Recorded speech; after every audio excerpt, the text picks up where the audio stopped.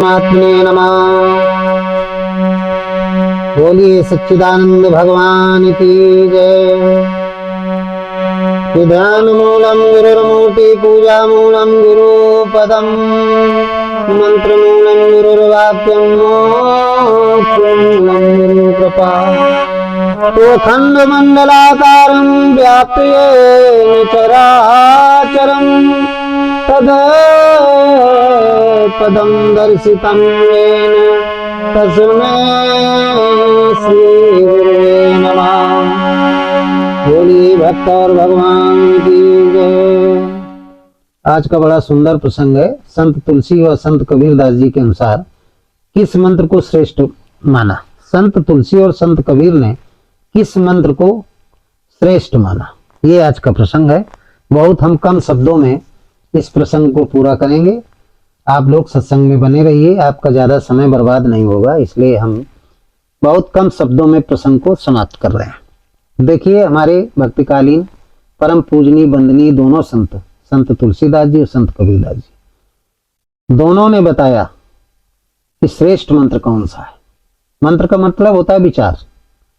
वो ऐसा विचार, ऐसा मंत्र जिससे परमात्मा की प्राप्ति होती है, वो क्या है, इसके लिए दोनों ने बताया। गोस्वामी तुलसीदास जी ने भी बताया रामचरितमानस में कि मंत्र श्रेष्ठ कौन होता है। मंत्र होता है छोटा। जो छोटा होता है, सबसे छोटा, उसे मंत्र कहते हैं, और जो बड़ा होता है वो प्रार्थना होती है।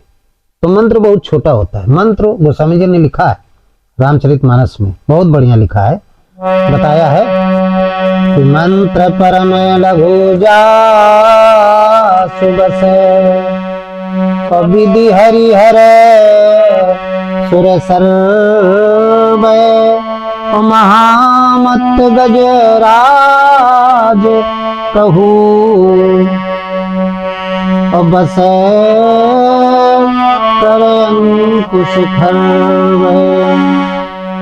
मंत्र परम लघु जासु बसे विधि हरिहर सुर सर्वे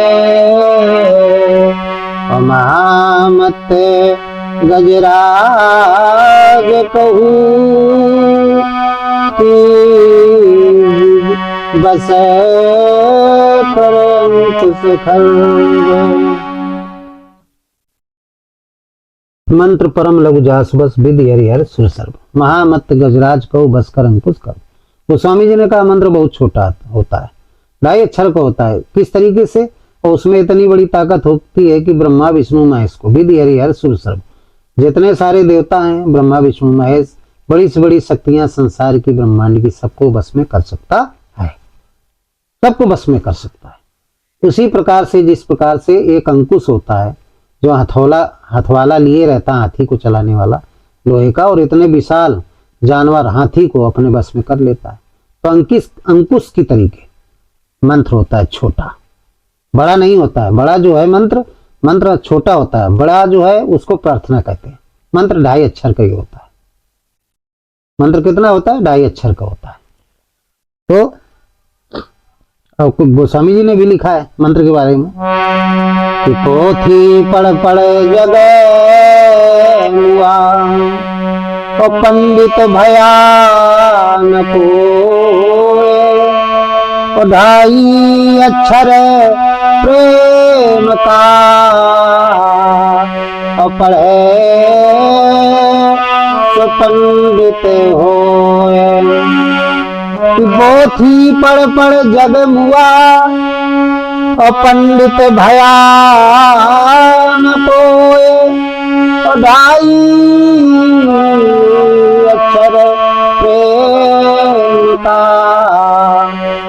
और पढ़े सो पंडित हो। ये संत कबीरदास जी ने कहा कि पोथी पढ़ जग मुआ पंडित भया न कोय, और 2.5 आखर प्रेम का पढ़े सो पंडित हो। पोथी पढ़ का मतलब बड़े बड़े मंत्रों को, जिनको मंत्र कहते हैं, बड़े बड़े विद्वान हो गए। पंडित भया न कोई पूर्ण नहीं हुआ, किसी को कोई पंडित नहीं है। पंडित किसे कहते हैं? जिसने आत्मा की जागृति कर लिया। इसने तत्व का दर्शन कर लिया, वो पंडित है। तो कोई पंडित नहीं हुआ, कोई तत्वदर्शी सदगुरु नहीं हुआ। तो कहते हैं होगा कौन? 2.5 अक्षर प्रेम का पढ़े सो पंडित हो। यदि पंडित बनना है, तत्वदर्शी सदगुरु महात्मा बनना है, वो स्थिति प्राप्त करना है, तो 2.5 अक्षर का जो प्रेम का है भगवान का नाम, वो आप ले, वो है राम। रमे निरंतर आत्मा सब घटा ठोयाम, ताई से बुद्ध संत जन कहे तासो राम। तो उसको राम कहते हैं। यही गोस्वामी जी ने कहा, राम ब्रह्म व्यापक जग जाना परमानंद परेश्वर। अब वो कैसे? तो उसका यदि आप जाप करेंगे तभी आप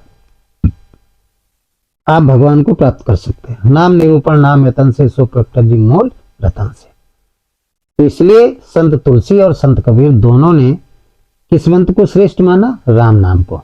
राम नाम को श्रेष्ठ माना। ये मंत्रों का राजा है, ये मंत्रों का राजा है। महामंत्र जी जपत पुरारी,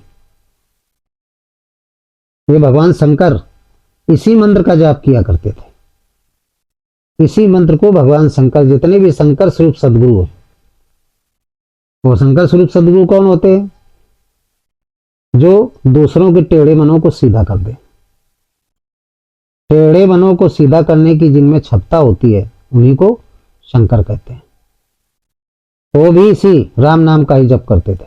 तो राम नाम सभी मंत्रों से श्रेष्ठ है, इसलिए और राम नाम मंत्र का ही जप करना चाहिए। संत कबीर ने भी कहा और संत तुलसी ने कहा।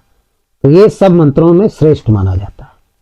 तो आप लोगों की बात समझ में आ गई होगी। तो इन्हीं शब्दों के साथ इस सत्संग को समाप्त करते हैं। तो सर्वे भवन्ति सुखो ना, सर्वे सन्तु निरामया, सर्वे भद्राणि पश्यन्ति मा कश्चित् दुःखभाग्। बोलिए सच्चिदानंद भगवान की जय।